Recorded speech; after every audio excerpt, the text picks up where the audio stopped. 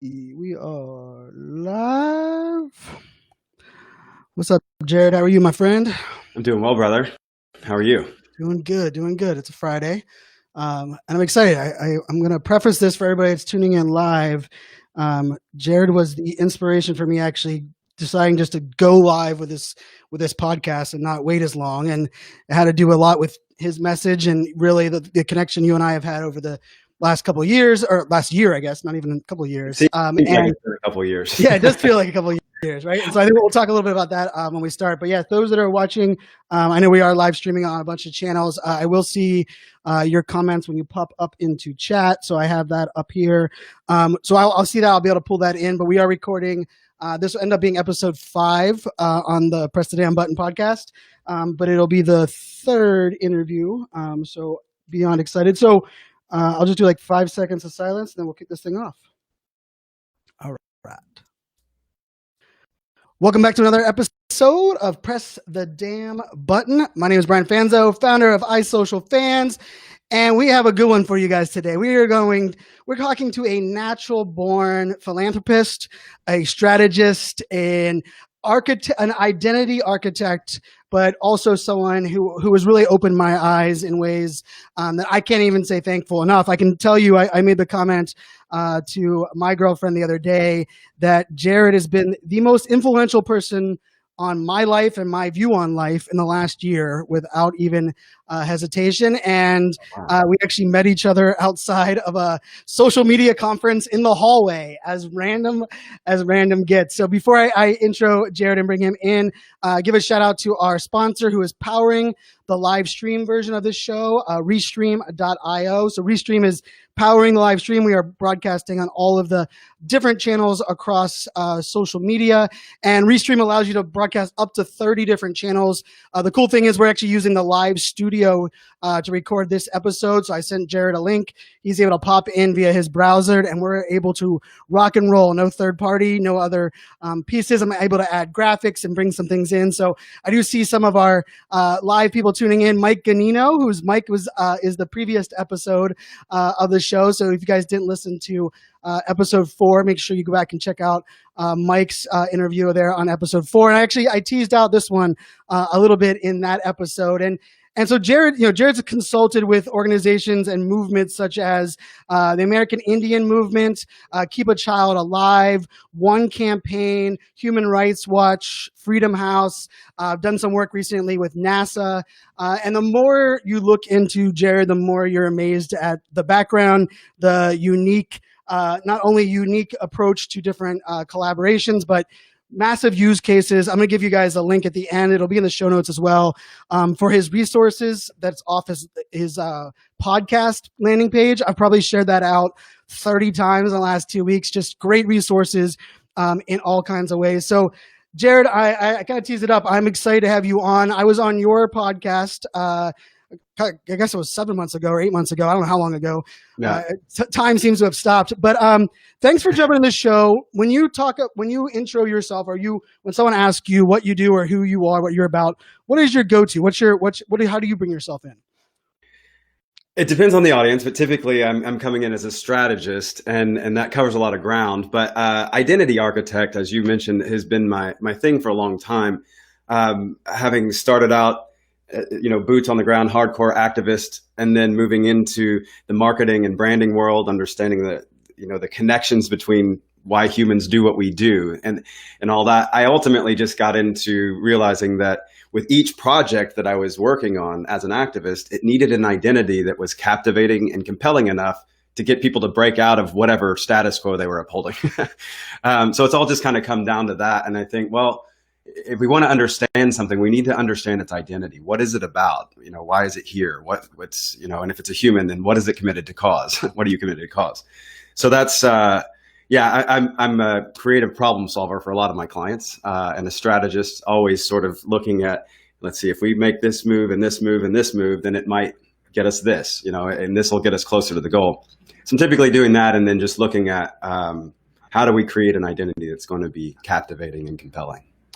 So I will tell you, for those that are listening, a lot of the Black Lives Matter content, a lot of things. If you guys follow me on Instagram, if you follow me on a couple different channels, I've been sharing a lot of Jared's view, and I believe you have a really great approach at not only talking about white privilege, but the education elements, the things that we have to think about. I'm going to tell a story a little bit later about something that Jared corrected for me that I didn't tell him at the time, but like, it was so profound that it really set me on this journey of discovery of my where I've gone wrong, where I need to change, and it was a simple narrative change, but it was something that I of course put it out there, and then didn't realize that it was what it was, and I'll get to that in a second. But I would love for Jared, the strategist element, and cause and activist, like going to school, that's not like something you go to school from. So like in your early, let's just say high school, even before high school days, and where was the influences to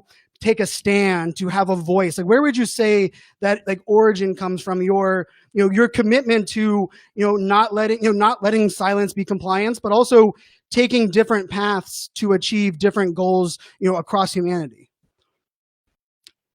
Right on. Well, you'll appreciate this. I was an MTV kid, and it's so funny that as a kid, like we didn't have TV much in my house. We had the little TV on the ground, and it's got like a switcher on the back for Disney, and like the 3 other channels or whatever. But I don't even remember how it worked. But for some reason, I got MTV'd as a kid, and through that, at that time in the early '80s. Was at the same time that Bono and Bob Geldof were doing Live Aid in South Africa, or all over. Yeah. And then they, what was the other one? Oh, there was Michael Jackson, We Are the World, the big cliche now. But at the time, that was revolutionary. That hadn't happened until then. And I think that was in 82, 81, or something like that. And I was just a kid sitting in front of the TV, and I thought, what? There's other kids in other countries, another continent, whatever, that are going through this right now. That just didn't make any sense to me, and was sort of my first exposure to that. But very quickly, I got the impression that, hey, if a bunch of people come together, like-minded people come together, then we could actually do something. And I was seeing that happen with Live Aid and some of the other things that were going down. And that was where I started my studies, because I was intrigued. And God bless my parents for for just for letting me get into that and supporting it in whatever way they did. I don't really recall, but they were not necessarily going after it themselves. They weren't activists necessarily, but they were always people that cared, and there was no discrimination, let's just say, anywhere in our world. Everything was just kind of open, and I'm grateful for that. But I recognize that it was a lot of pop culture stuff that really got me involved in that. And I talk a lot about celebrity activism now, and right. People, they get a lot of flack, like, hey, you're doing it wrong, Angelina or Brad or whatever. And I'm like, there've been worse trends in celebrity. Right. We can support this. And society has always been led by celebrity, period. It doesn't matter if it's Caesar or Jesus or Michael Jackson or whatever. We're always led by celebrity and influenced by that. So I think, hey, let's tune those guys up, because they're the ones influencing everybody else. There's lots of story behind that, but that's how I got started, man. It was because of that, and I'm really grateful that it went down that way, and that I'm still involved in a lot of that now. Yeah, and I think that was interesting. One of the things that, the story, we were literally at Social Media Marketing World in San Diego, and we had a mutual friend that was like, "You two guys need to meet." And then like an hour and a half of sitting in the hallway, like missing sessions, not even paying attention to what's going on. The two of us were like in this like deep. And originally it was a deep discussion on how do we move humanity forward without, technology and innovation and social media, disrupting it. Of course, this was a while ago now, right? So, it was 15, 16 months ago, and so much has changed. And I think there was also this core element of, whenever, and this might be just my ignorance, when I would hear activist or even philanthropist, and I've had the luxury of working with some great charities. No Kid Hungry, I'm on the social council for them for the last 7 years.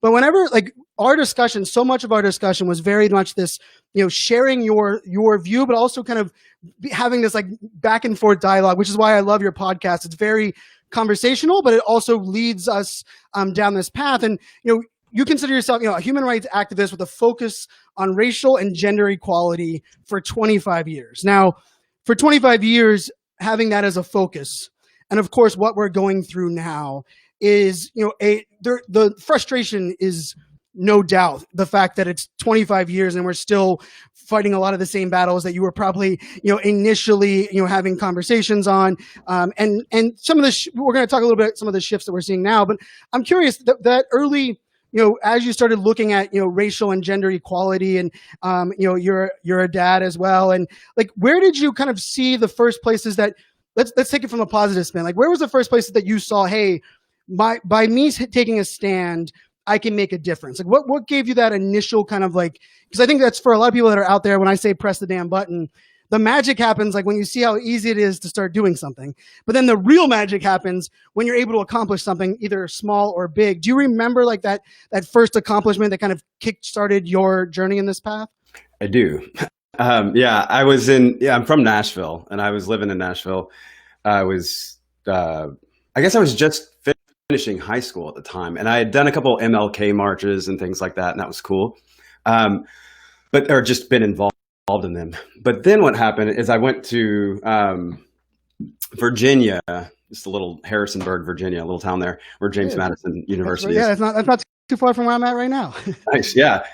So I was there, and I was just there rock climbing and being guy first out of the house. But when I got there, I quickly got connected with the Native American community, it's the Shenandoah Valley, so there's quite a bit of that activity there. And I went to a bunch of powwows and things like that, which I'd also done in Nashville before. That was just kind of standard kit for my own love of the indigenous culture, which you and I have talked a lot about. Yes. And my own heritage as well. But I guess it was just a couple months after I'd gotten there, and there was a kind of a small group of people that wanted to put together a benefit concert for Leonard Peltier. Long story. He's Pine Ridge Reservation in Oglala, South Dakota. Look it up. Okay. Leonard Peltier. It's a long story. But I was doing a concert for him, a benefit concert, and I thought, well, I'm 17 years old. What the hell am I going to do? Wow. And I felt like a bit awkward getting into it, but I was so determined. And there was a few people that were, interested and passionate enough about it too. Anyway, I fired that thing up, and man, it was a big concert. And we didn't have internet, at least not available to the public.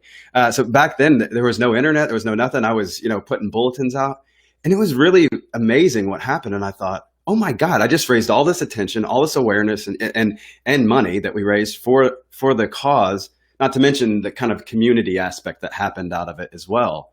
And I thought, man, just one small little act like that, and it really did make a big difference.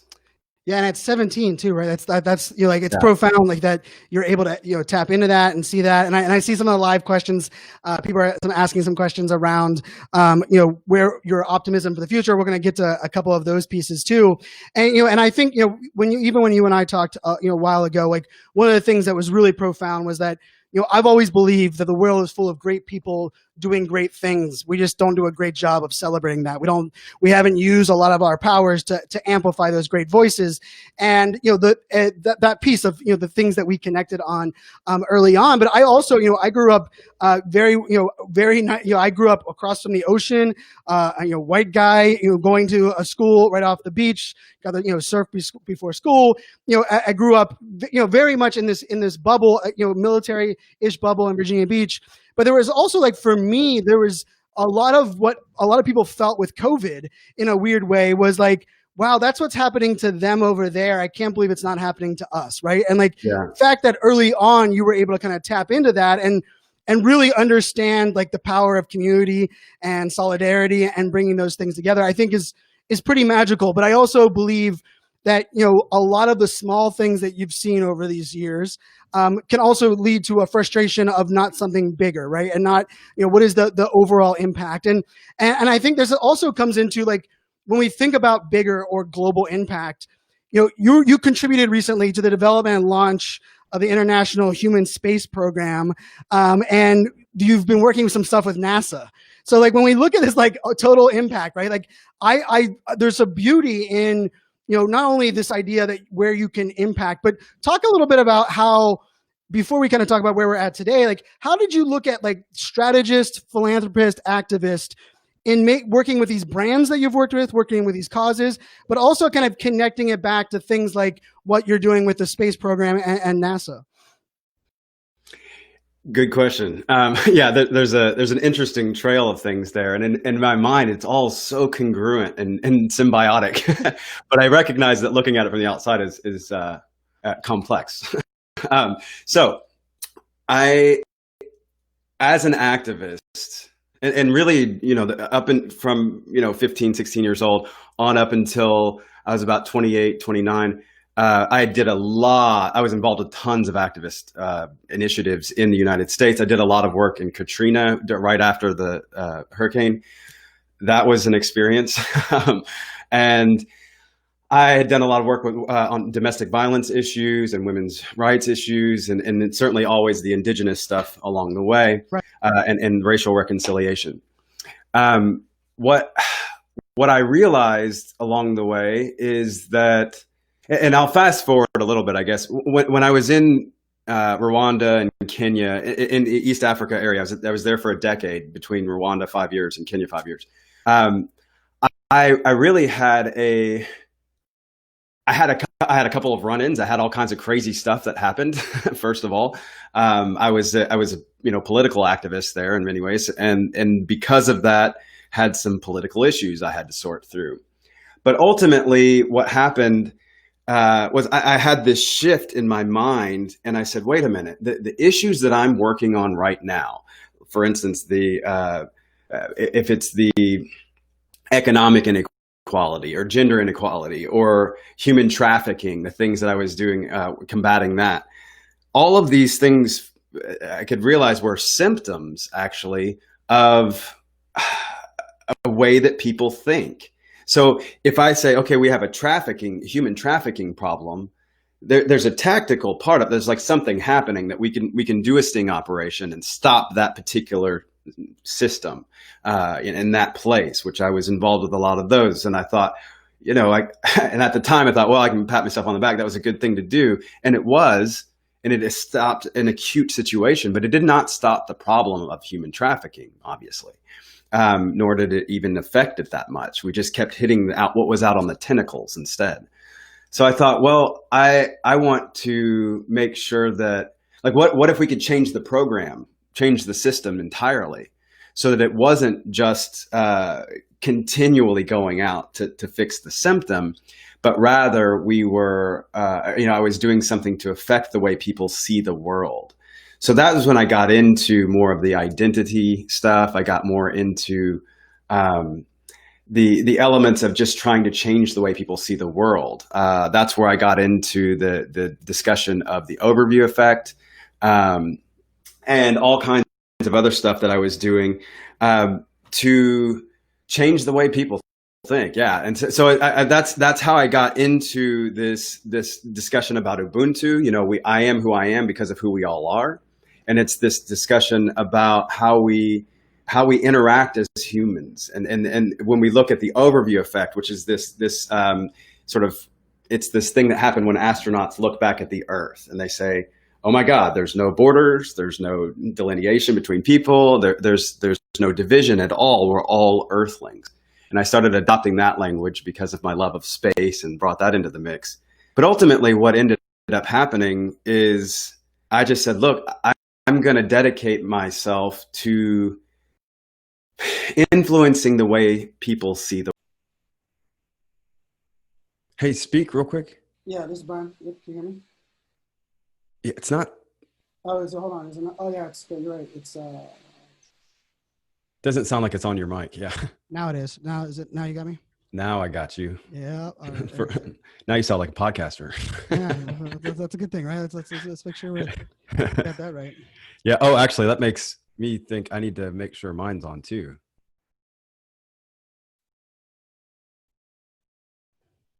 It is. We're good. All right. I'm not doing headphones this time, but yeah. All right. So my audio is okay? Yep, your audio is good. Okay. All right.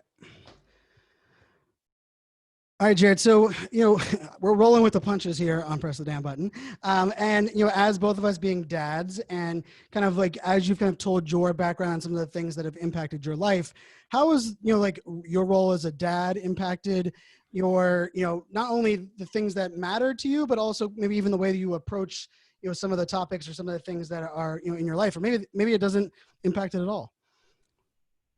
You're correct in your first assumption in that it impacts it very much. Yeah. um, it's made a profound difference. I've been an activist for 25 years. I've only been a dad for 15-ish, I guess, with Francois, my adopted son in Right. Rwanda.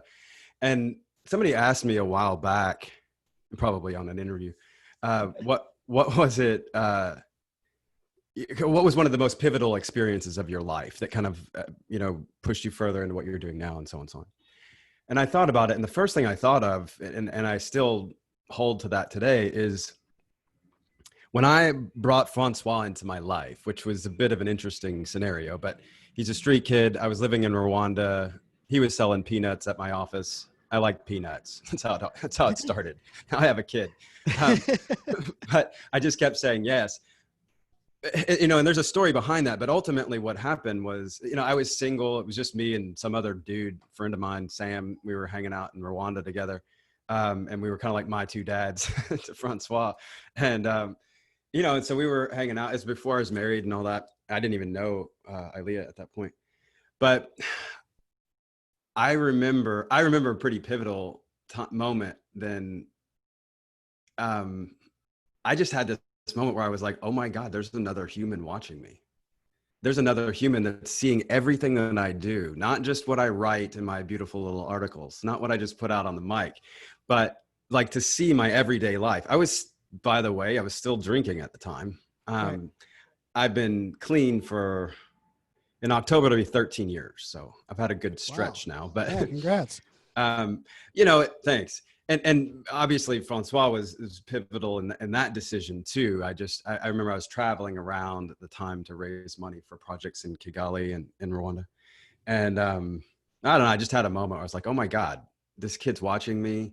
I'm a parent. I am, we hear the translation of what Gandhi said. It's not actually what he said, but to be the change that you want to see in the world. And I often say, be the kind of human you wish the world was full of, which is the same thing. Yeah. Yep. I like and thanks. I know that my being a parent every day is just a constant reminder for what I'm putting out to an audience as well. It's just like, hey, I have a chance to practice it right here in this moment with my kid. And if I don't do that, shame on me for going out and saying it on the mic. Right. Right. So, I mean, there's space, I guess, for that, but I want to be true to that. And I think that the more I lean into being a parent, the better an activist and humanitarian that I become. I recognize that I'm more keen on practicing being the kind of human that I wish the world was full of, because I have that accountability built in beside me with my kids every day.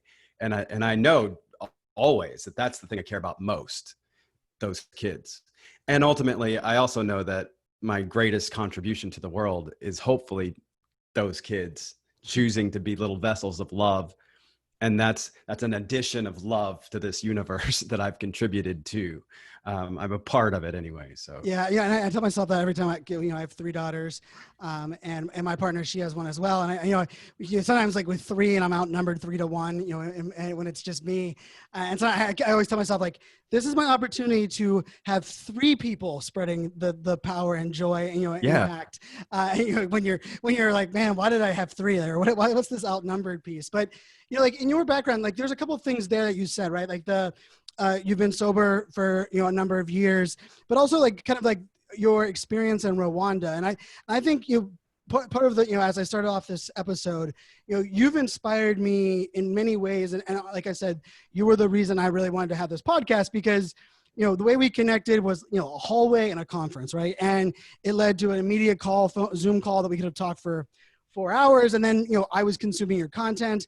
And, at that time, like neither one, you never know where life is going, but there are certain ways that the way that not only you're writing, but the way that you're conveying messages is very authoritative and very raw and real, but it comes from like this place that you just feel it, right? And I think for a lot of people, when we're trying to drive change, if you don't convey it with that level of emotion, it's oftentimes like telling people what they're doing wrong and like, or, kind of like broadcasting one way. And so like your time in Rwanda, like that experience of, seeing Rwanda, I've been to a lot of countries. I haven't been to Rwanda. I've been to a couple different countries in Africa. And I think most of us ignorant Americans probably our opinion or our view of Rwanda is from one movie, right? From many years ago. But I'm curious, like when you look at, the Getting Clean, Rwanda, Dad, but also kind of discovering activism so early. How do you convey that to clients, to people that are in your life about like where it keeps you grounded, but it keeps you dedicated to what you're doing?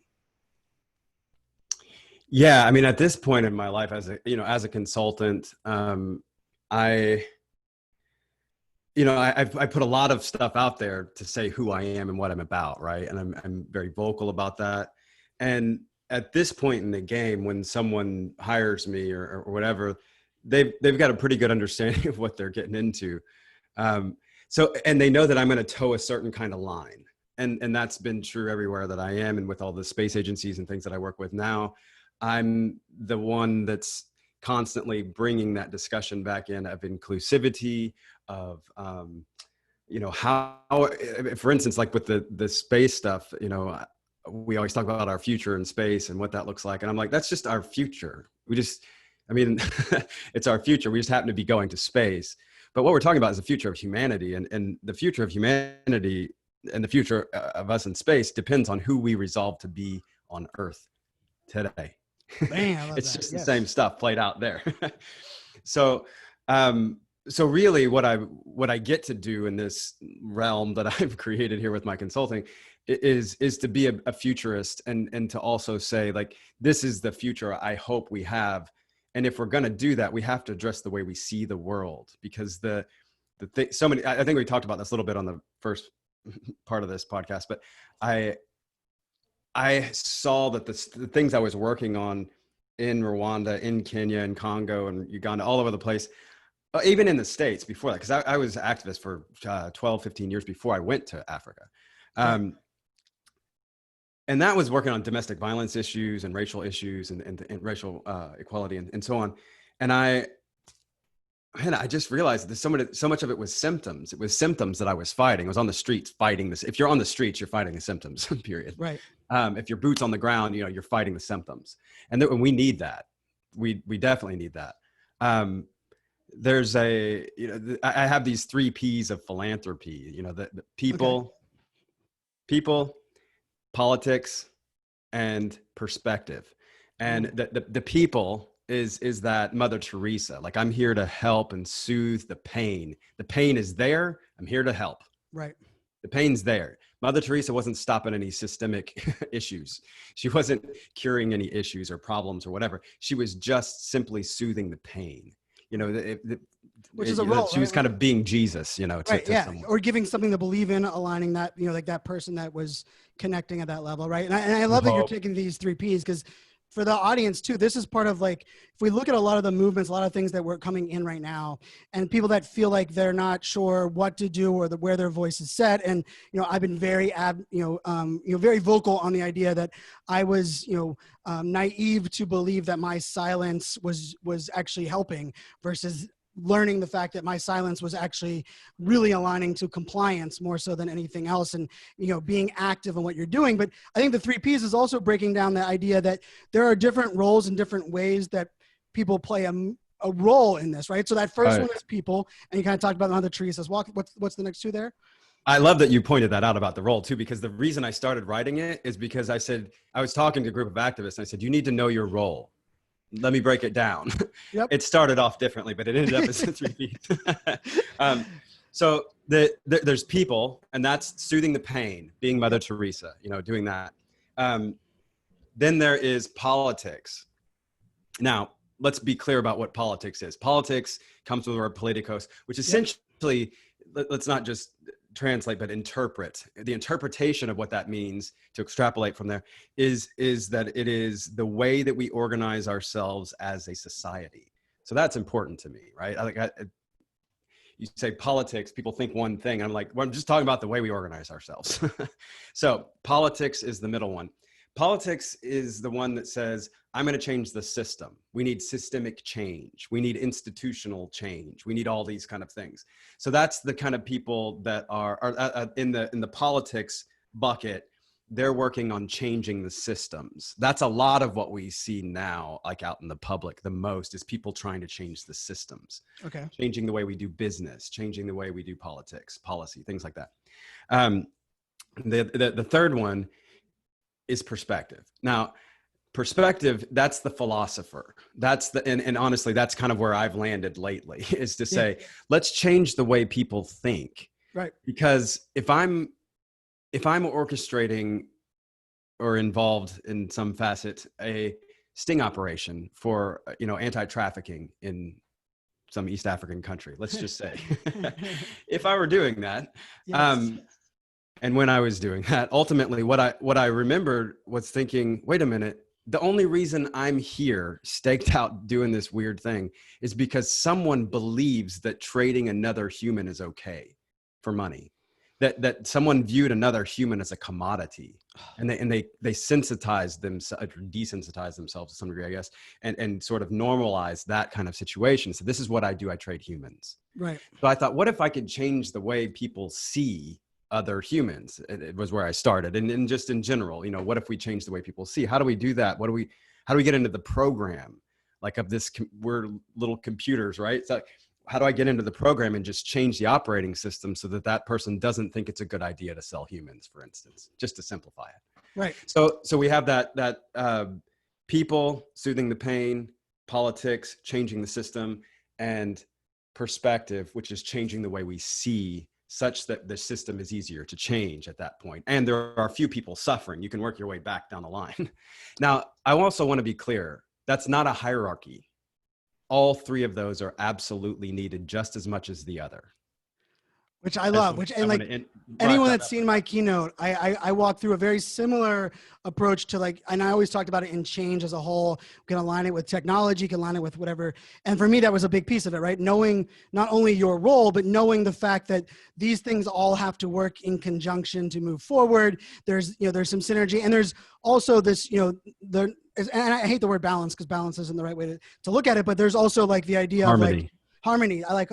That's much more. See, there you go. See, I told you guys, there he is. So, and I love that you went with those 3 Ps. And if we're taking this at a bigger picture there too, you were talking about, trafficking, right? And one of my first exposures to having true influence with my social media was working with Stop Erase, which is child trafficking here in the United States. And I got to work with them on a couple of different campaigns. And it was the first time that, I talk about transparency and vulnerability and, some of those things that I talk, in my life or in my world as far as, hey, these are things that you have to put out there, ADHD. But there's a whole different concept between being transparent and driving conversation or shifting perspective on very difficult topics to talk about. And you kind of touched on that a little bit, on the idea you have to wrap your head around, first of all, that there are really bad people in this world that are doing bad things. And unfortunately, I think the world is pretty aware of that in the current moment, right? In my opinion, we oftentimes give that too much light.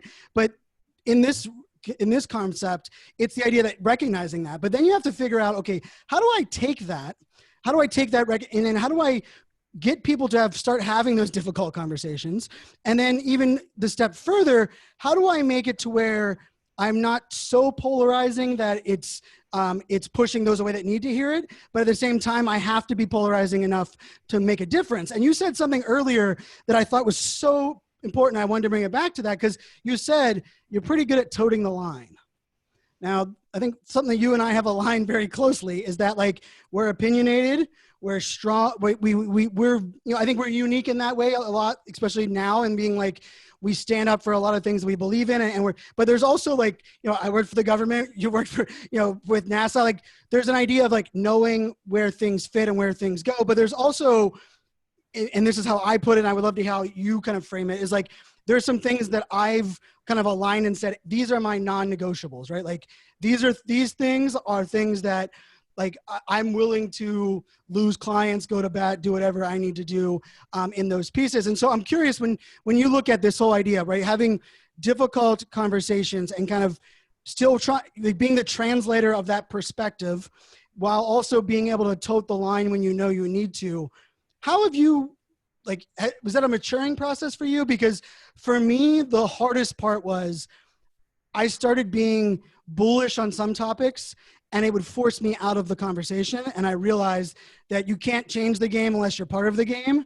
And I was like, I would disrupt so hard, they would kick me out of the game. And then I was on the outside trying to influence the game and having no true impact. So when you look at that, how do you kind of wrap your head around toting the line, shifting perspective, having difficult conversations, while at the same time, there's some things that, hey, this is, take it or leave it?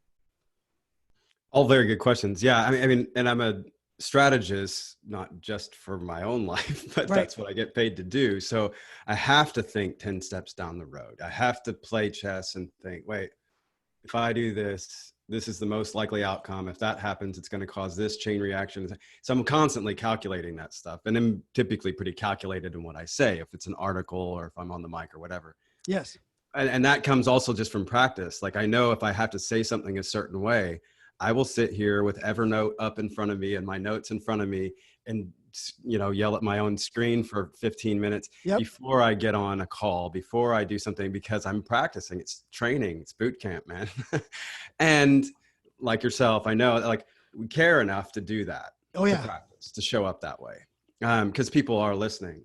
So that's one side of it. The other side too is to in terms of towing the line and looking at the, how far do you push? How strategic do you hold back? That kind of thing. There's a couple of factors there. One, for me as an outright like activist, it says activist in my title, So in doing that, it is certainly beneficial to be able to look back through, if you Google my name and you go back 20 years, it's consistent. The whole message is consistent. It is. Trust me. I did some research. I went down some rabbit holes and I was like, wow. And like even some very interesting like articles that were like retrospective on you that I'll even put in some of the show notes, were very, very inspiring to see like the connected thread through all of that. Right. And that was something beautiful that I don't think a lot of us have. Right. And I think it's okay if we don't, right? Part of this also is like, you don't have to have that. Yeah. But having the consistency in the messaging is helpful. And I'm grateful that I have that lineage now, that track record now. And I look back at the articles I wrote the other day during Ferguson. I wrote 6 big articles and those got a decent amount of airplay. Yes. In that, I just went through and read them again. And I could have written them yesterday, man. Yeah. Anyway, so there's an interesting part of this that I want to touch on, because in that I am consulting and I'm quote unquote the strategist for multiple organizations and some other influencers, individuals, and so on. Now, a lot of times when I'm writing, most of the time, honestly, the majority of my writing at this point doesn't have my name signed on it. It has a bunch of other names that more people would recognize. And it's coming from their voice, which is a mixture of their principles and priorities and ways, and then my strategy and coming in and saying, and this is how you need to say it if you need to get this result.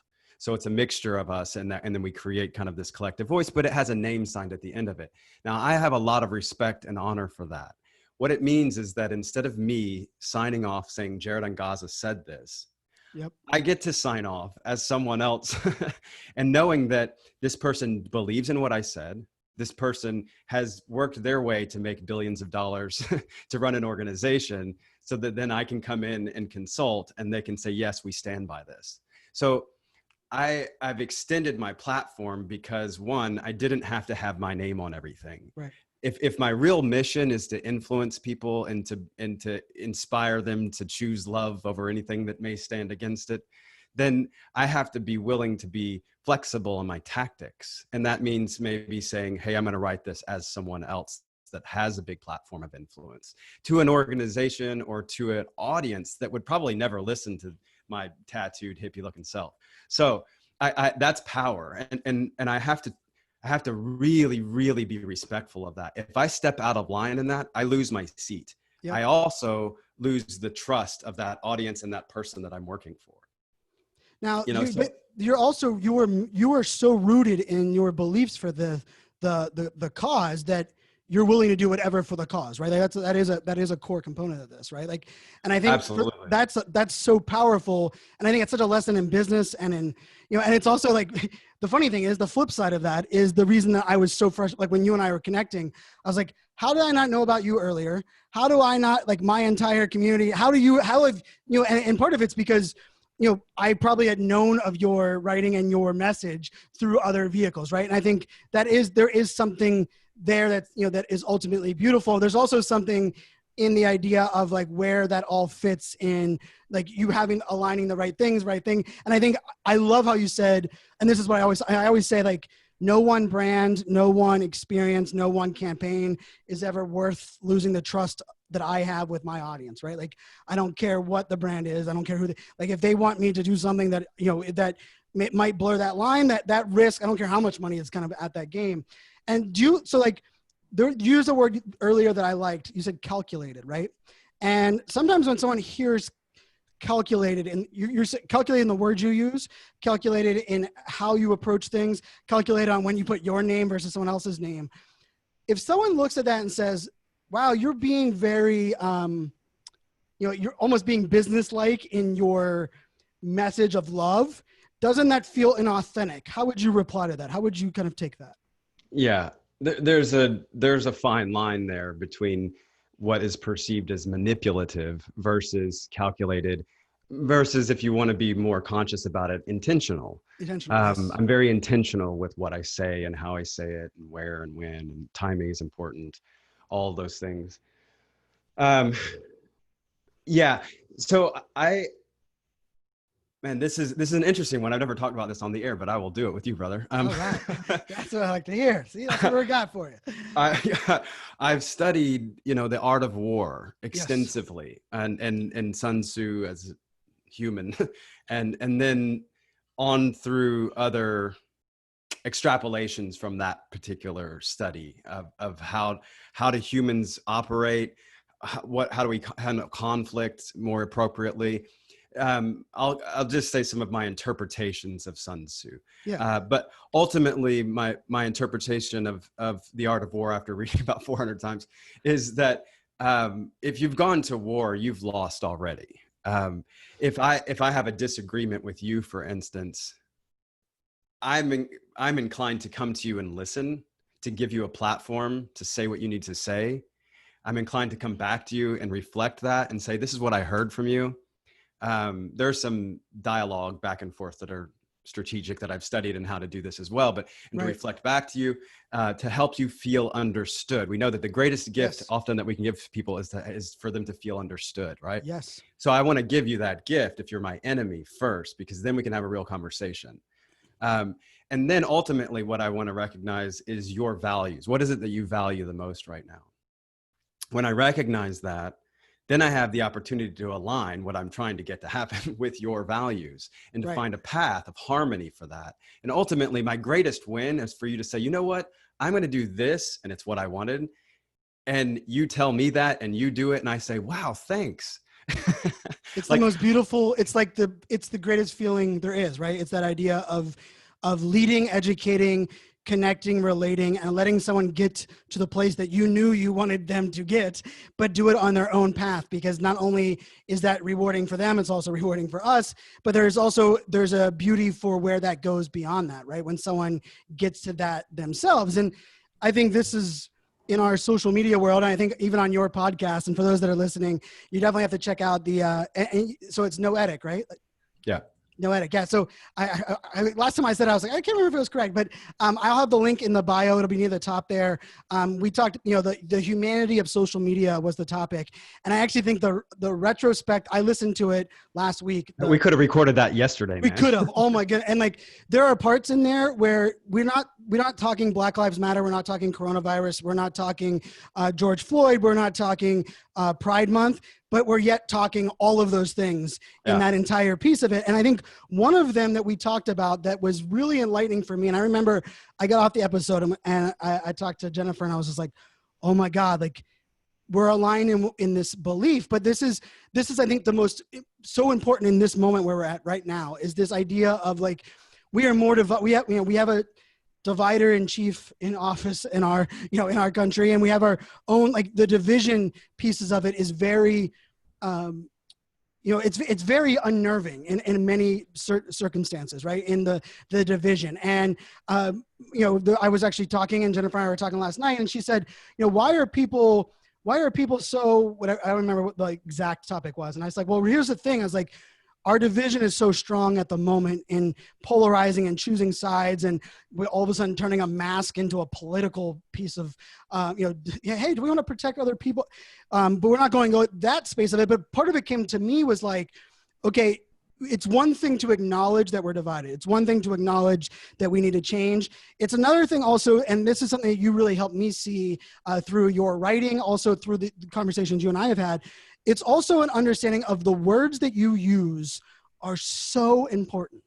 And the thing that you corrected me on, which was like an aha moment that I had it's the number one aha moment I had, was I had sent you something that a video writing that I had done. And you were like, Brian, I love it all. I'm glad that's the position you're running. But just remember, like the word I was using, as I said, the system is broken. It needs to be fixed. And you corrected me and said, Brian, no, the system is working, and it was built to do this. The system now needs to be broken to fix it, to change the future. Yeah. And I mean, I took that, and I mean, it's been inspiring me to write, inspires me to look at things differently. I went back and watched documentaries and TV shows. Actually, if you guys listen to the episode I did with Aaron King, episode number 1 on this for this show, I talked about Baltimore Rising, and I watched that documentary. I live in Northern Virginia, and after coronavirus, after the conversation you and I had, I went back and watched the documentary again with a completely shifted perspective. And also the notes, I'm a note taker when I watch documentaries. The notes I took were so different in the actions that I wanted to stand for. And it was that simple, not only perspective change, but it's that simple, that reality. And so I would love for you to, and I will include your writing in the show notes in this piece of it. But as we look at the power of social media, the power for us to everyone have a voice, right? And let's face it, if George Floyd isn't on camera, it's such a shift in dynamic, right? The ability to take something on video, put it out to the world, for us to magnify the injustices that have been happening since the beginning of time, especially in this country, right? It's not that any of this, social media didn't create any of this, it's exposed it, and we have to make a decision. Do we blame the system, or do we blame the social media, or do we actually try to drive change? But everyone that I've ever run into that knows you, and we have a lot of mutual friends that we didn't really even know we had, their words for you are like inspiring, passionate, dedicated, but they also kind of put it into this realm of like mission-driven believer, right? And I love that. I love that piece. And so, as a mission-driven believer, and something that you said off air earlier about where you might be living or where you might be moving. How do you look at where we're at now? Because there is this like weird white privilege look at things, and we're like, finally things are changing because the conversation's not disappearing right now. We're still, driving forward. Now, granted, it needs to be 3 months, 6 months, 3 years from now, still driving forward. How are you looking at, like, in this moment? We're in the beginning of July 2020. How are you looking at where we currently are at? And maybe the things that, like, you wrote an article today, like how are you looking at these things to get people to have that perspective, but also for you to dial in that, like, that intention? Good question. I've been thinking a lot about that, obviously, and thinking like, well, okay, so what's the stopgap or what's the roadblock that I'm recognizing now? It changes all the time. And the article that I just wrote was called Power, Neutrality, and Participation, which covers a lot of what we've just been talking about, actually. It covers the silence is violence kind of scenario, and the fact that I feel like the silence is really just a white privilege luxury. It is. So in looking at the future, what book did I just, what is it? What is the book called? I'll have to look it up. But the Ta-Nehisi Coates, the newest one. Oh yeah. That's not actually, I don't know if it is his newest one, but that book it just rocked my world. Between the World and Me is what it's called. I just looked on my phone. And it is a story, a true story, his story. And it walks you through what he experienced and what he felt. And it's in the context of writing a letter to his son. So that resonated very much with me as well. And having written some letters to my older son about some similar things. And now starting to do that more with my 8-year-old daughter. Right. And so when I look to the future here, I think, okay, so what's needed right now? I think that we need to lean into empathy in a way that we never have before in this country. Empathy takes us away from our love affair with familiarity, because it changes the story. That we have to let stories in that we'd never let in before. We have to get and feel. We have to be open enough to feel for things that we've either blocked out or weren't even exposed enough to understand how to feel for, right? Which is part of that feeling for many of us, the white privilege side of the house, of this like having uncomfortable conversations we've never had before. And all of a sudden, like I would find myself I was just sitting in my bed at night and I'd just start crying, just visually upset in this idea of like, hey, was my head in the sand? Where did all of this, like, how the hell did our history classes throughout school not educate us on all of these components, like Juneteenth, right? Like, I mean, like just the concept of that being I was so naive to that day, to everything that evolved. And I think part of that was like opening up to these feelings. And then it was also like, okay, how do I even judge myself? And I think this is probably something that do, the kind of approach too, is like, you also have to move from a place of like judging yourself to changing yourself. And I think probably the most important piece, which I know we both agree on, is changing how you respond to others who have not felt that, right?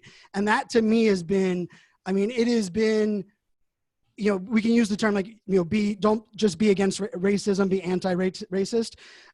I've actually approached that in everything, right? Like I'm very loud and, advocate in the LGBTQ community. And there was elements where I chose silence in certain scenarios that I am no longer choosing, silence. And it was in a Sheetz gas station, 4 days ago that I decided to approach something. And I was very intentional in the words I chose, knowing where I was and the context. And it was very well received. But I think put me back 3 months ago, and I just kind of like, yep. And I, kind of like, I acknowledge it's wrong. I know that I know better, but I don't put myself there. And I think there's a beauty in the way that you're looking at a lot of this, in that it allows us to, that whole empathy piece, like feel these new feelings, but we have to do it in new ways. How do we approach that in new ways? Yeah, I think it's an openness and a willingness. And to some degree, I feel like, okay, if you say you really, really care about humans and you really care, and I could talk about the planet and other things too, but if you really care about humans, and let's just say you really believe that racism is bad and that it exists and that we need to do something about it. If that is the case, and you want to be part of that, and you recognize that silence is a white privilege, and that if we have some fundamental things here, that being human is not just, it's not being white. It's our uniqueness that makes us human. If we're starting from there, then I would say, okay, so if you could empathize a little bit deeper, perhaps you could understand more. Is that okay? You know, if we can get into that. And if you're going to do that, then, okay, so then how do I empathize? How do I become more empathetic? How do I strengthen my empathy muscles? And that really just comes from, I think, throwing yourself into the mix, being willing to be vulnerable, being willing to be wrong, being willing to be out there on the kind of you're standing out there on the stage, you and I specifically, and you're saying, I believe in this. And you know people are going to throw stones at you. You know that people are also going to look at you from all sides and say, you're doing it wrong. Yes. You know, you're not being the right kind of ally, and so on and so on. I heard that's a difficult position too, right? We'll touch on in a second. That's one we should touch on. Yeah. Yes. One of the things I'm a big fan of Jacqueline Novogratz from Acumen Fund, and I was there kind of in the positive wake of her work in Rwanda. She's a legend.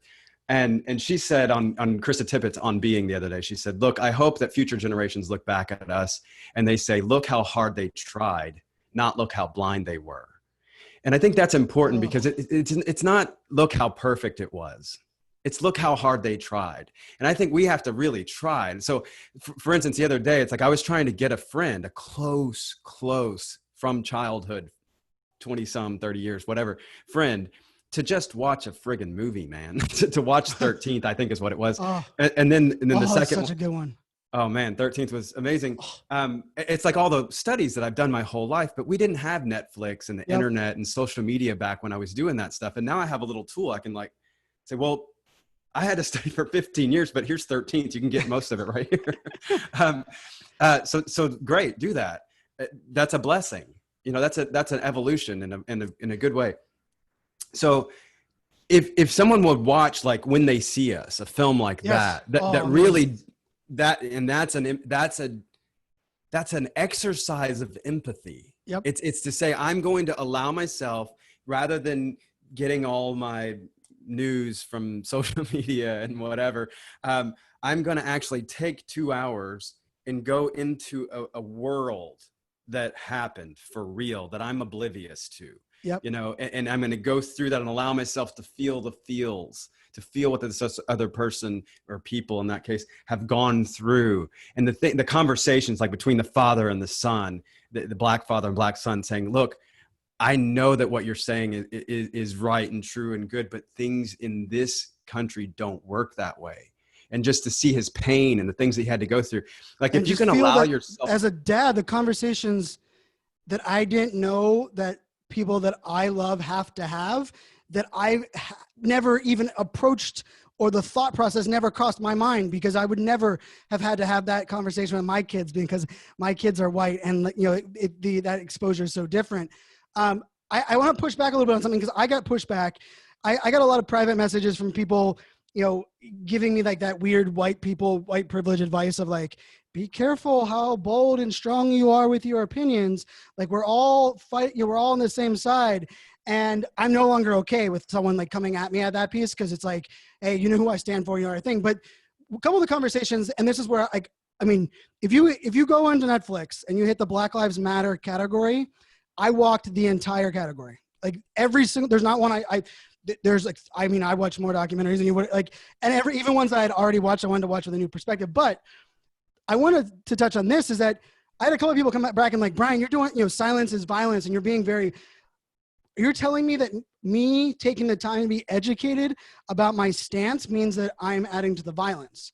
And I would love to hear your thoughts, because I think there is also this interesting spot we're in, where if I convince myself that I'm learning and attempting to be empathetic long enough, that this conversation might change to where I don't have to stand out to have the conversation, right? I look at a lot of my white privileged friends, and I feel in my gut that they're using their focus on being educated as a crutch to not have to take a stand when things are very at their current moment. And that frustrates me. How do you look at that? How should, it was a close friend, like one of my best friends said, Brian, I was shooken that you are pretty much putting out a message out there that I associate with myself. I'm adding to the violence because I'm taking the time to be educated.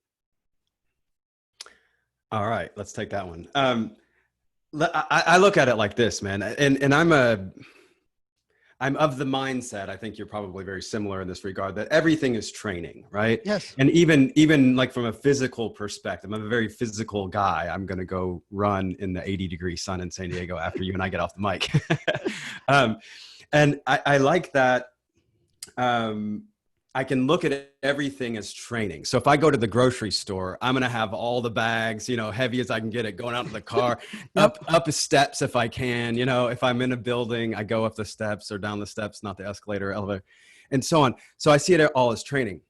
That's number one. So if everything is training like that, then I say, okay, well, what about the things that I really, really care about? For instance, if I wanted to be a scuba diver, right, I'd probably read a bunch of books on it. I'd watch some videos. I'd see who's the coolest scuba diver out there, and I'd learn from them. Right. I'd get into it. I'd watch documentaries. I'd soak it in. And then what I would do is I would respond to that accordingly. I would change the way that I live. Yes. I would change the way that I think. I would maybe look at some other things that I hadn't thought of. Like maybe I might start studying like underwater marine life, because if I'm scuba diving, I ought to know about that stuff, not just the technicalities of the scuba gear and so on. So what I'm saying is, like, when I really care about something, I'm going to get into it. I'm going to dive into it and make it my thing. So when it comes to being an anti-racist, rather than just being sort of against racism, which is what a lot of America is. For sure. Against racism. Right. Because your last statement, the end of your last statement was like, if you believe we're all humans, you believe racism is bad. The piece that you said that at the end, I think it's kind of glossed over for most people, is you believe we have to change something, right? Like there's a lot of people that believe those first two, and they're like, I know, that's why I added that. Right? Like, but like that third one is like, hey, do you, and even I would even add the fourth is like, do you believe, like you, like individually, are you willing to make the changes and take that changes like forward, right? And I even think this goes into press the damn button, right? And to kind of add to that question I asked you, my response back to my friend is I was like, I would love for you to learn out loud right now. I believe that talk about what you're reading, talk about what you're consuming, and you don't have to do it from a place of expertise. It has to be a place of education, because I do not believe it is okay. Right. Yes, it is. And it's also like, hey, if you're willing to say this is what you're watching or reading, then it might inspire someone else, which is a lot better than using it of like, now the flip side of this is what you mentioned earlier that you wanted to get into as well, is that there is also this idea of, hey, let's get everyone finally to do something. Right. And it could be a black square on Instagram, which I became very passionate about, like not the black square, the reaction on how we look at it at the end. But when we get people to start moving in a direction that is either not their norm, something brand new for them, maybe they're feeling something they never felt, and they're finally taking one step forward. It could be, for many of us, we would look at that step like, give me a break. That step should have been taken 60 years ago. For other people, it's like, that step is like everything. It's such a big step.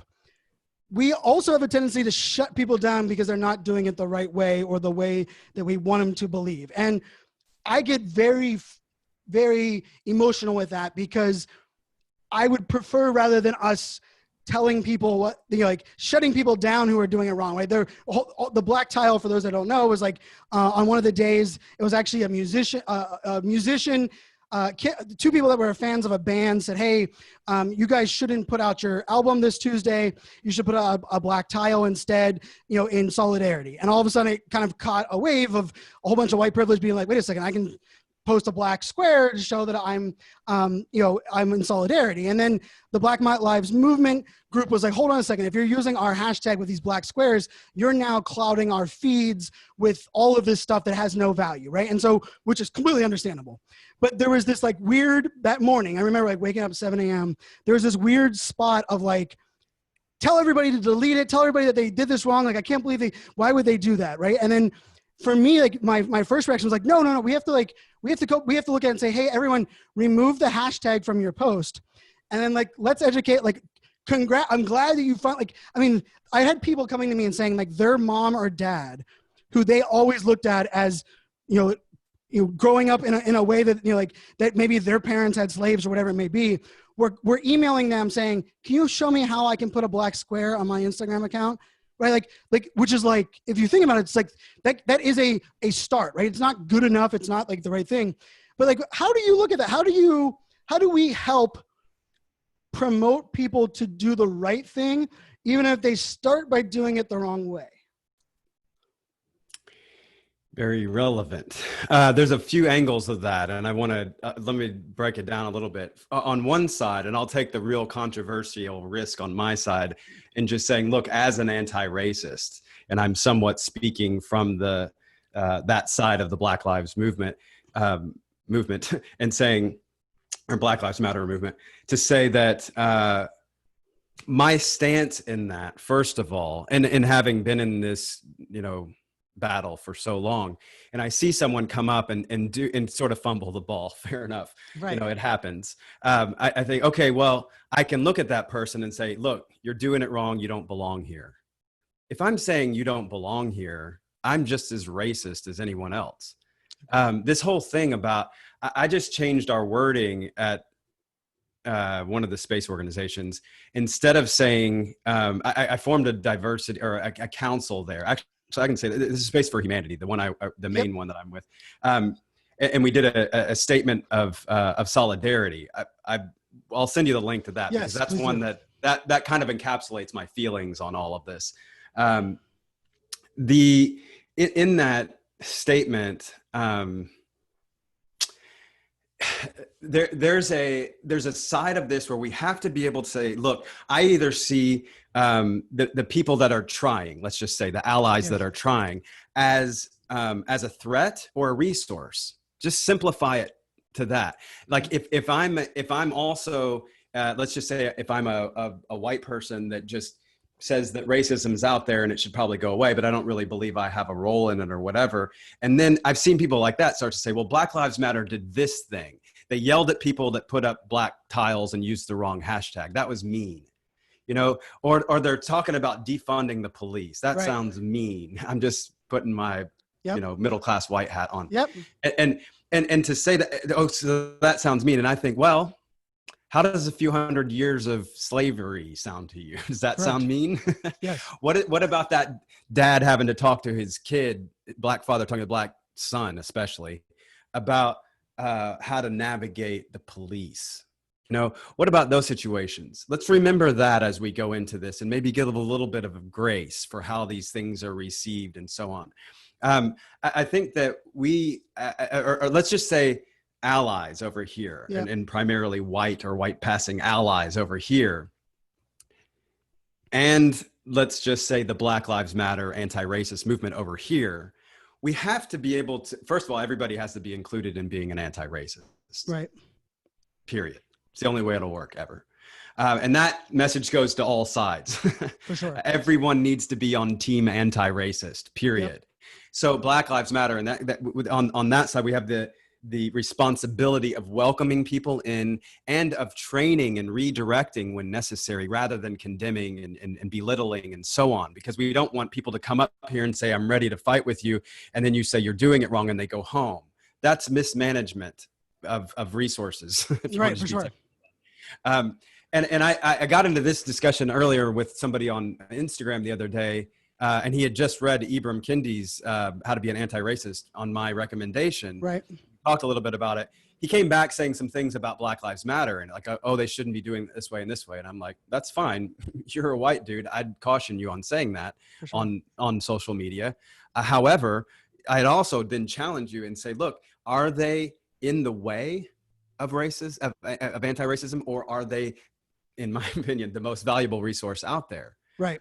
That doesn't mean, are they doing everything the way that they should, or are they always being kind, or are they always whatever? And it's just, if we're going to get nitpicky about that, if I see another white person send me a video that says, here's a black person saying racism doesn't exist. And I'm like, well, here's a Ku Klux Klan white man that's saying that they're a racist and that other races are scum and so on and so on. It's like, that guy's not speaking for me or you or anyone else. There's variety in black folks, just like white folks. We need to allow for that, please. So, and we also need to we need to question, this is always like a root for me is like, if our defense to our beliefs is the use of the enemy instead of like our own beliefs, you don't know what you're talking about, right? Like I've always believed that and I can simplify it to like Apple and Android, right? Like as weird as that sounds, like when someone comes to me and like, I hate Apple, I'm an Android fan, and they tell me everything bad about Apple, I'm like, you don't love Android, you just hate Apple, right? Like, and it's like that's such a different, right, versus being able to be, and I think there's also this piece too that you said it that I think is so important in this space right now is we also have to be willing to read the room and read the message for what it's worth.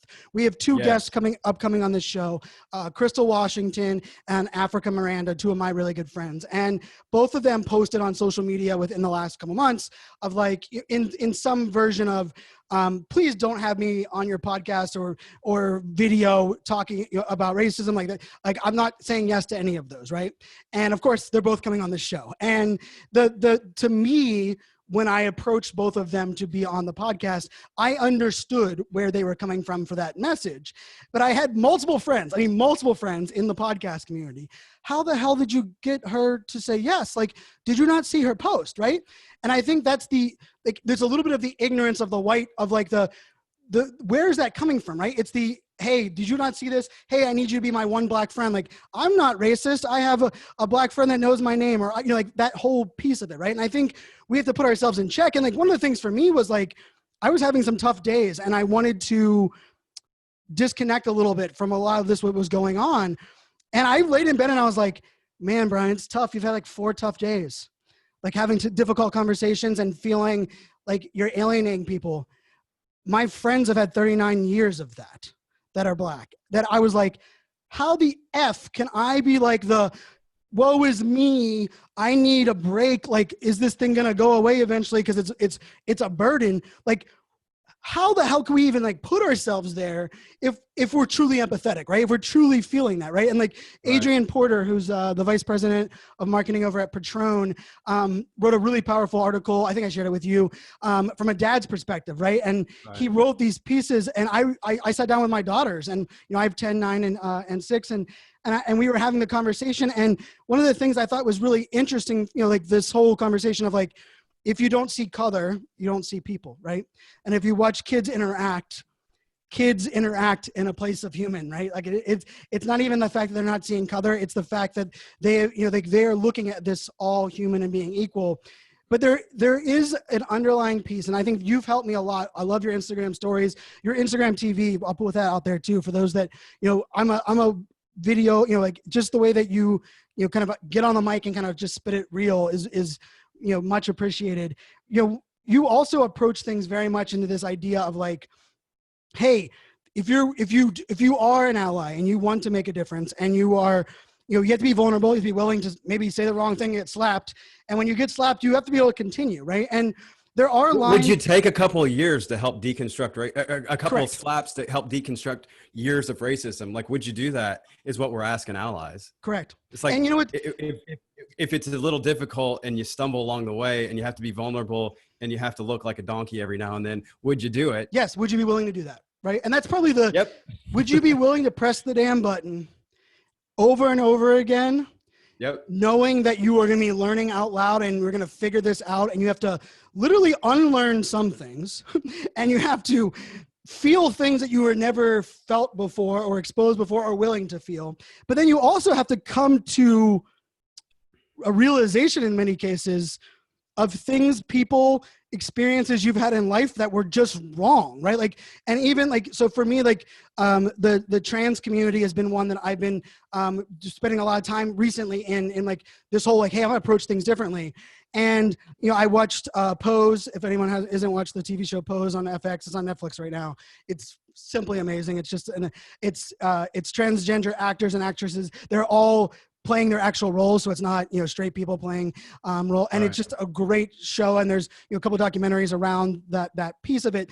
But there was also like this conversation that I was having in that piece of it, right? Of like, I need to have a difficult conversation so I can also learn how people are going to respond to the way that I convey a message, right? And I think you are so great at that. Like you can, because you kind of allow that vulnerability and forgiveness. And I think, brands need that right now. Like, I mean, I love that brands are taking a stand. I mean, like everyone pulling off the Redskins until Daniel Snyder, I live here in Northern Virginia. I mean, I remember in 2013, he was like, I will never, as long as I own the team, change the name, right? Well, all of a sudden, Nike, FedEx, like all the brands, Walmart, they're all pulling Walmart and Target just took all the Washington Redskins stuff out of their store because of this. And it's like, you know what? That's how we like force people that are, bigot, so disconnected. You know how many petitions I've signed over how many years to try to get that stuff pulled down, and all the "I'm not your mascot" campaigns from the Native American community, and well, and part of that too is like it's like, so my daughter's mom teaches at Stonewall Jackson High School right here where I'm at. That's where Ibram Kendi went, by the way. Oh, really? Yeah. How funny! Small world. And also I was, I worked with the government for a long while, like Fort Hood. I spent a lot of time in a lot of military bases that were associated, like that were, that there was, I didn't connect it until I saw it through these other eyes. Right. And I think, part of this whole message, and for those that are listening, like, I mean, I just love your work. We're definitely doing more stuff together. I just love being able to, drive conversation, get people to think a little bit differently. I think the key thing here is that perspective, right? And like, understanding that role you play, but also willing to play other roles, right? Like, I mean, it can be very powerful to be in your one role, but what would it benefit others and people around you if you're willing to take on another role, right? Like, to me, that was a big piece in a lot of my journey. And I also think there's also, and I would love for you to kind of touch this as we kind of wrap up this episode. Like, are there moments or things or places of, I don't like the term lost cause, but there is sometimes where you have to shift your attention and your focus to where you can make a difference versus things that are like batting your head against the wall until it's not beneficial for you or the other person. How do you look at that? How do you kind of, because I mean, you have difficult conversations, you're an advocate for many different things, but you're also, being strategic in everything that you're doing. How do you kind of, I wouldn't say, because it's not like a black and white, as funny as that is. It's how do you look at something of saying, okay, this is when I know maybe it's not best for my time or best at this moment. Like, how do you kind of look at that? That's tough because, I mean, ultimately I'm just constantly paying attention, a lot of attention, and trying to be super tuned in and listen, and to read the room, as you mentioned before, to know, obviously knowing my audience is part of my job. For sure. And that of all my clients and their different audiences and different voices and when to say things and the sensitivity of that is so important. When COVID started, breaking out here in the States, my job all of a sudden turned to all my clients saying, oh my God, how do we navigate COVID? We need a statement. We need this. Yep. We need to know how to do this. What about the timing? When do we announce this? Can we fundraise right now? Can we do this? And I had a lot of opinions on that, and that's now disseminated out through all my clients. I think that you've got to know your role. You've got to be vulnerable. You've got to lean into the pain and the discomfort. And I really think that it is a matter of just building that empathy muscle to such a degree that you couldn't possibly not do something after knowing these things. Yes. If you're really a human that cares a whole lot and you are given new information, like, dude, do you remember when we were kids and your parents would throw you back in the car and like, maybe if you had a rope or something, you were lucky, but you didn't get a seat belt or no way. Or like a car seat. I have like a $400 car seat for one of my kids. I know. And now, and like back in the day, like they just throw us in the back. We'd sleep in the package tray, the way back on the way to Ohio. Dude, my feet were like above my head half the time. I was in the car, like laying on my back. Didn't even know. I mean, I rode to Ohio in the back of the little pickup truck. We were BMX racers, so we had a little truck and all that. And I just rode in the back all the way up, man. Anyway, my point is that once we learn new information, a lot of times we just say, oh my God, I'll never do that way again. I'll never think that way again. That'll never be acceptable or okay in my world again because I have this other information now. And I think that's part of the empathizing, is saying like, I'm going to lean in, I'm going to be vulnerable. I understand that I might fall. I might get slapped even along the way. I might even get punched in the face. But if I actually care that much, I mean, is it worth it? Would I do it anyway? And I think that's really what we have to ask ourselves. And I think it's, I'm going to say this too before we close. I think it's important to understand what it is that we're actually fighting for here. I think that gets lost sometimes. It does. And I think that, well, if I'm just going to say what I'm fighting for, to be very bold about that, what the two things that I am focused on in America as it pertains to race and racial inequality and oppression and all the other negatives that we can talk about, is racist policy. That's the institutionalized racism that we talk about. It's policies that are racist in nature. We do 4 hours podcast on that. And then the second one, and this is the one that I focused on most of my life, and it has to do with how we see the world, is the cultural racism. Yes. Culture is really just the group think. It's how the most pervasive group of people here thinks, which is scary sometimes. But it's our culture in America to do things a certain way, to receive people a certain way, to perceive people a certain way, and so on. That really is so I'm saying we have to change the way we see the world, and that will show up in our culture. And then we have to change the way we respond to all of that, and that will show up in our policy. That's probably the best way I could wrap it up, is just to say it's those two things that we're working towards. And honestly, in knowing your role, I think you just need to pick like what one fits you, man. Yep. Like what is it that you could do in that regard? And maybe it's just saying, I'm going to be a white ally by, and then fill in the blank. And maybe it's just, I'm going to watch lots of documentaries or read an actual book on racism instead of getting it all from Instagram and watching all the videos that are pumping through there. But like, I'm going to read a real book on racism. Pick one. There's lots. Yep. Great. Ibram Kendi's a great one. Ta-Nehisi Coates and so on. These, like, if you really care about something, you study it. Yes. You lean into it, and maybe go into university for 4, 6, 8, however many years it is that whatever it is that you're doing. That's not easy either, but you signed up for it because you care. And you also have a desire, class or something, but what? You have a desire to take what you've learned and become different because of it, right? I think, like, if you watch the 13 empathize and then respond accordingly. Yeah. If you watch the 13 documentary and you get to the end and it doesn't transform the way that you feel or look, you did not approach the documentary with a desire to be empathetic. You approached it with, hey, I want to see what they're telling me I'm doing wrong, or I want to see what they're like. And to me, that, like, I mean, I cannot say anything else more important than that, right? And I think part of it has to come back to us and saying, wow, okay, are we even approaching our learning of the topics in an empathetic way, right? And I think that's so important, because you have to be willing to feel, to truly understand some of the, and like it goes into putting yourself in the shoes of that person, having that perspective. But I also think, I love that you kind of teed it up there at the end there, where it's, it's the idea where we have to know what we're fighting for, and we have to know the role that we play in fighting for that. And I would also even add to it that sometimes you won't figure out your role till you lean into one and realize that's not the one for you.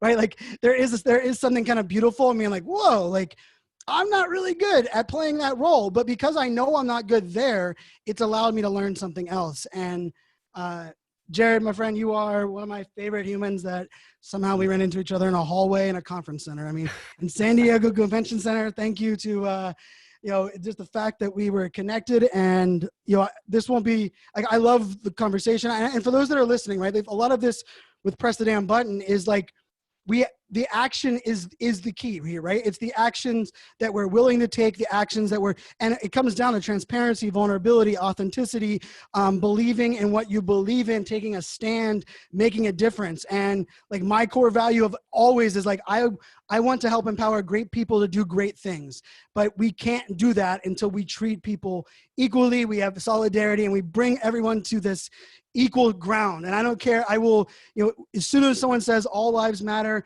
we are not giving Black Lives Matter the chance to be on equal ground before we fight for all lives matter, right? Like this is one of those pieces. And Jared, I love your mission. I'm gonna include all your writings in the show notes. There'll be a blog up on the website.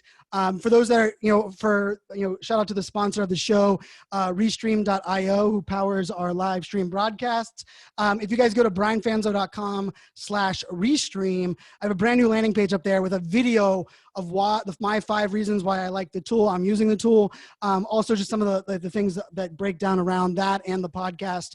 You'll also see a blog from the episode of the podcast I was on with Jared a while back. It's definitely worth listening to. I listened to it last week and it was exciting. But Jared, thank you for rolling with me with the technology issues that we've had last week and this week.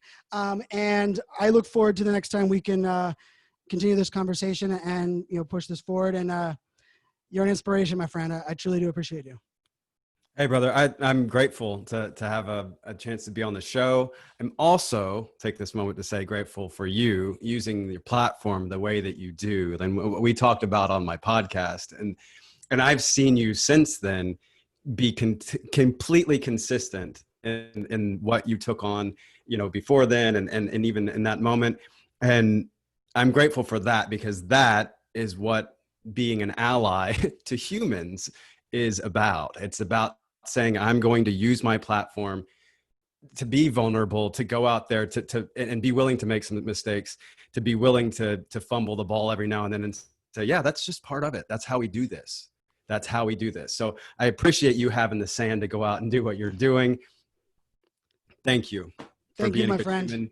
And for contributing to a more harmonious world. Thank you, brother. Thank you, sir. All right. Thank you, everybody. Have a great one. Cheers.